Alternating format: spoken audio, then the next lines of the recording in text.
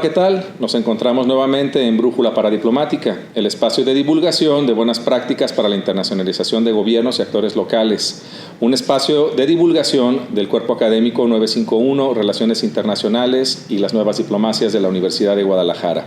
Hoy nos encontramos con Adriana Huerta, quien es responsable de un área dentro de la Organización de Ciudades del Patrimonio Mundial. Gracias, Adriana, por aceptar esta invitación. Muchas gracias a ti por la invitación, Daniel, y es un placer estar conversando hoy contigo. Gracias, Adriana. Para comenzar, quisiera que nos cuentes quién es Adriana, qué se dedica, cuáles son sus pasiones en términos de estudios de las ciudades. Pues yo soy internacionalista de formación, la licenciatura y la maestría la hice en Relaciones Internacionales y después decidí especializarme en el doctorado en estudios urbanos. Y es algo que me permite conjuntar dos de las cosas que más me interesan en cuanto a investigación, en cuanto a curiosidad intelectual, que es las relaciones internacionales de las ciudades y sobre todo cómo es que existen elementos en el tejido urbano que confluyen en la internacionalización, como lo es el patrimonio urbano. Y hablando del patrimonio, los edificios, ya sea patrimonio tangible o intangible, cuando es tangible, los edificios representan el alma de la ciudad, puede simbolizar poder, puede simbolizar historia, finalmente son elementos de valor en las ciudades. También hay patrimonio intangible que también representa identidades, costumbres y formas de ver la vida y de comportarse y relacionarnos con el otro. En ese sentido, ¿cómo se vincula el patrimonio o los patrimonios, si se puede hablar en plural, completamente, los patrimonios, con la internacionalización de los territorios? Pues hay muchos elementos. A mí me gusta hablar de internacionalización territorial, internacionalización patrimonial de ciudades. ¿Por qué? Porque hay elementos que todo indican que el patrimonio es un vector de internacionalización, por muchos elementos. En principio, porque una vez que una ciudad obtiene este estatus patrimonial a través de algún monumento, de un centro histórico, de ciertas cosas que se insertan en el tejido urbano y que adquieren esta categoría patrimonial, la ciudad comienza a verse ya sometida a una atención desde el ámbito internacional, sea a través de la UNESCO, del ICOMOS, de otras organizaciones internacionales y también obviamente de la sociedad civil que le gusta conocer, le gusta ciertos circuitos turísticos patrimoniales de la UNESCO, ya le dan a la ciudad un alcance internacional. Además, cuando hay este patrimonio en el ámbito internacional, hay cartas, hay todo un marco jurídico, convenios, convenciones que dicen esto es patrimonio y así es como se va a manejar, así es como se va a gestionar, a proteger y a conservar para futuras generaciones, y eso hace que una ciudad le da otra complejidad a la internacionalización de un territorio. Y posteriormente, pues obviamente el patrimonio sabemos que está en las estrategias de atractividad internacional porque permite a una ciudad de desmarcarse o hacerse ver al internacional como algo que es atractivo, que es culturalmente interesante. Entonces hay estas tres etapas o tres cosas de la patrimonialización y de la internacionalización. Son dos conceptos que se juntan para poder dar un panorama más completo de esto. Adriana, yo te he escuchado decir que el registro patrimonial de las que hacen las ciudades es una estrategia, digamos, para posicionarse, para tener mejores elementos, para atraer quizá turismo, quizá inversión, etcétera, ¿no? Elementos de talento y de riqueza al territorio.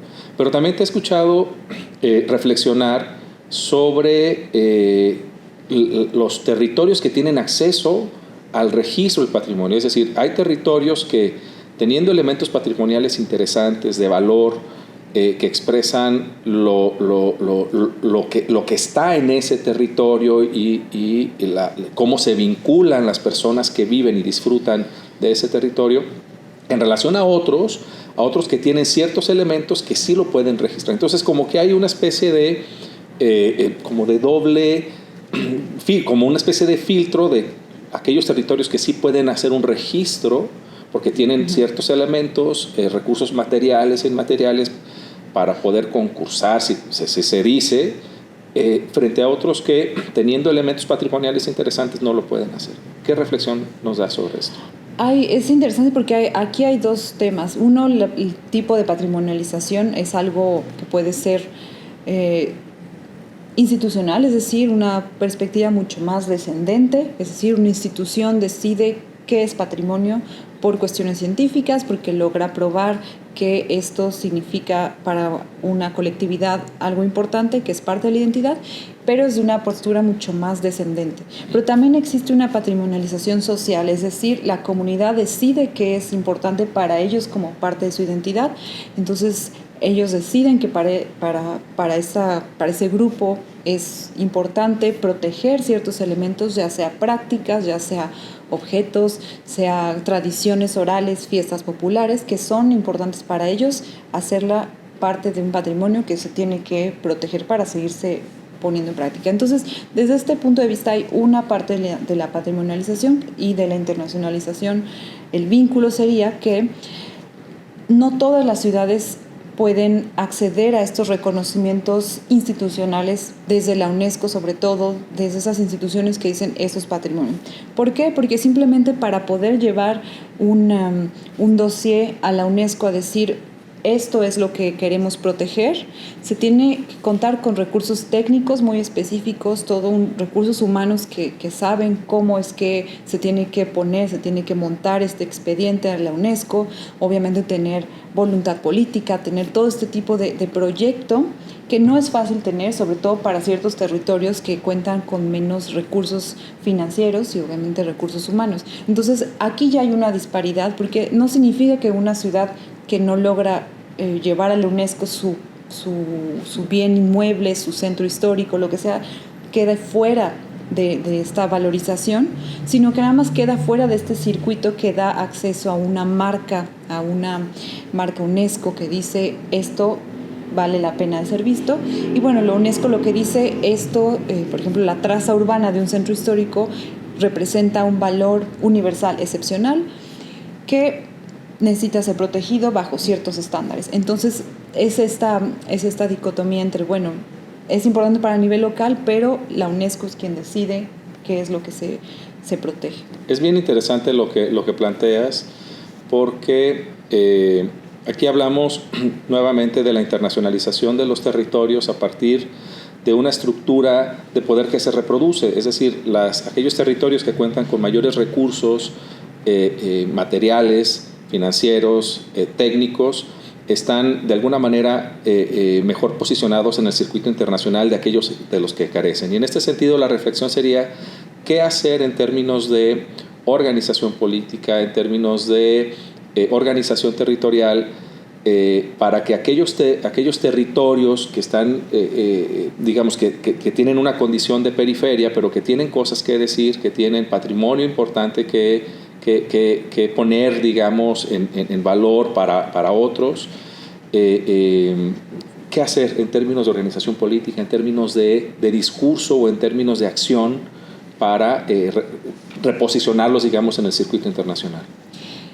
Es muy interesante esto porque yo creo que hay que ser muy críticos y hay que de verdad repensar, reflexionar qué vale la pena a llevar esta internacionalización hacia el patrimonio, qué es lo que se puede hacer. Hay muchos elementos en el ámbito territorial que pueden ser llevados desde una perspectiva de atractividad, llevarlos al ámbito internacional, que pueden hacer uso de ciertos elementos culturales para crear una marca, para crear una estrategia, pero ver de qué manera hay muchos actores que participan de esta patrimonialización, es decir, hay muchos actores que tienen, sobre todo la sociedad civil, pues obviamente es lo cotidiano, entonces es ver que ellos tienen muchísimas cosas que deciden, dicen, a mí me interesa mostrar que esto es mi cotidiano y que esto es parte de mi patrimonio, que estas son las fiestas populares, que esto es lo que a mí me transmitieron mis abuelos, mis padres, y que esto es lo que necesita ser llevado que necesita ser conocido. Entonces, esto es una reflexión que se tiene que hacer y una de las cosas que se tiene que reflexionar en conjunto y sobre todo pensar esta perspectiva de multiactores, muchas personas, muchos sectores de la sociedad tienen que participar de esto. La academia es muy importante, las universidades, es muy importante el sector privado, porque en muchos casos son los que tienen el acceso no solo a los recursos, sino también a los bienes patrimoniales. Hay muchos, por ejemplo, los centros históricos, pues no son propiedad pública per se. Claro, hay muchas capas, son, por ejemplo, en México es el INAH quien tiene esta competencia en temas jurídicamente y en temas de conservación, de protección, pero los inmuebles están en manos de privados. Entonces, mientras ellos también indudablemente tienen que formar parte de esta reflexión colectiva sobre qué internacionalizar y cómo hacerlo en orientación patrimonial. Sobre esto, planteas un ejercicio de gobernanza, claro, entre los actores públicos, privados, académicos, sociedad civil. Y yo lo veo, no sé, quiero preguntarte, yo lo veo un poco sobre estos pequeños territorios que, teniendo historias que contar y puestos elementos simbólicos y materiales que poner, digamos, en valor para ser vistos y que pueden contribuir a generar desarrollo local. A veces estos territorios, estoy pensando en municipios pequeños, a veces carecen de los elementos técnicos, lo decíamos, recursos materiales y humanos, porque se piensa en la lógica de la competencia, digamos, claro, ¿no? Pero estos pequeños territorios podrían establecer otras lógicas de organización que sean más horizontales, más cooperativas entre municipios, digamos, que comparten, esos pequeños municipios que comparten patrimonios en común, que comparten ciertos elementos de valor en común. Y aquí el elemento es la gobernanza transmunicipal, por así decirlo, ¿no? Y bueno, no solamente transmunicipal, sino que compete a varios niveles. No sé si conoces algún ejemplo o nos ayudes a reflexionar sobre el ejercicio de gobernanza en el ejercicio de puesta en valor del patrimonio de estos pequeños territorios. Es interesante porque me viene a la mente el caso de un lugar que se llama Cantón del Este en Quebec, porque son pequeños, digamos, pueblos que tienen una vocación mucho más rural. Han establecido una ruta de agroturismo, es decir, los que se busca el producto, la experiencia de ir a buscar ciertos productos de la región, como la sidra, la cerveza, recoger manzanas, fresas, todo este tipo, incluso producción de quesos. Entonces, hacen estas rutas y eso a un nivel, digamos, regional. Lo que hacen estas entidades es organizar en conjunto estas rutas, organizar festivales o otro tipo de atractivos para en conjunto decir, bueno, no va a haber una persona que llegue y se quede únicamente en esta ciudad, en este pequeño pueblo. Obviamente van a ir a comprar algo más al siguiente que está a menos de 50 kilómetros. Entonces, esto es en conjunto y se ponen de acuerdo y colectivamente dicen, bueno, creemos, es este producto lo que tenemos que ofrecer y juntos lo hacemos. Y es interesante ver cómo se organizan para poder dar esta experiencia, ofrecer este turismo que al final es ofreciendo algo que tiene. Y yo sé, es complejo porque esto es un caso en Canadá y además es paradójico. Bueno, no sé si paradójico sea la palabra, pero alguna vez la Oficina de Turismo de Cantón del Este dijo, hay que inspirarnos de los pueblos mágicos de México.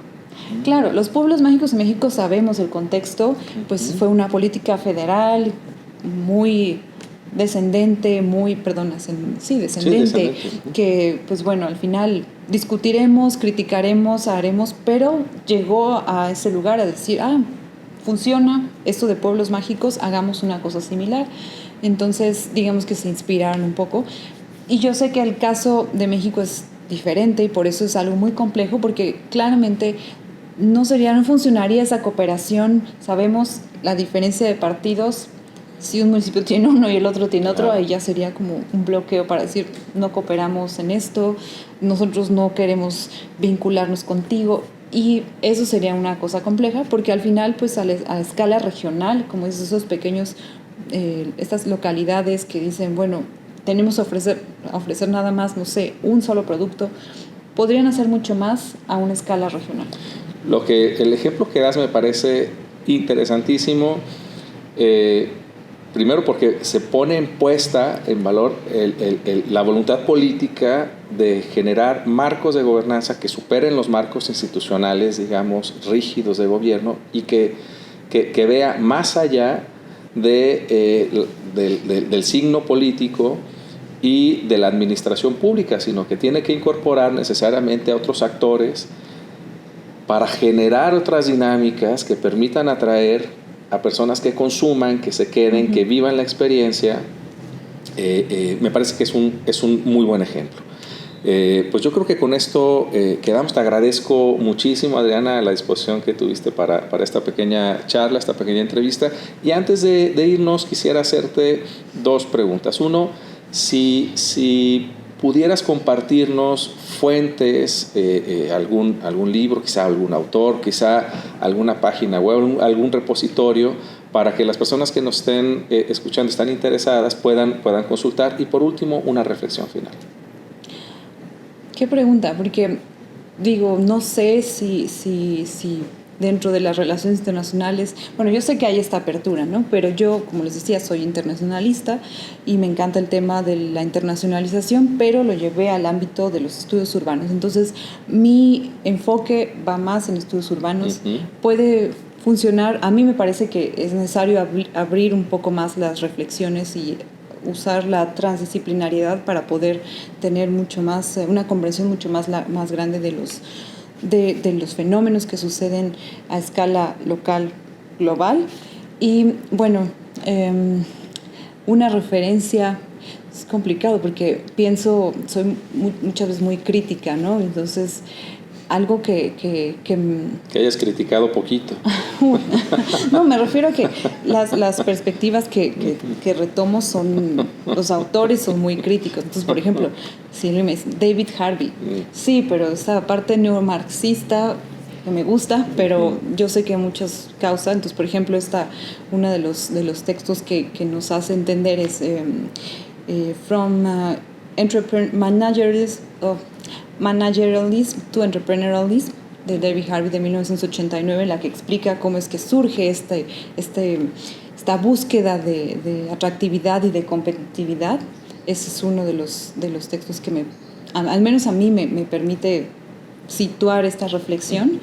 Y una frase es que pues realmente hay que pensar en cómo es que la sociedad civil tiene que tomar parte de la internacionalización.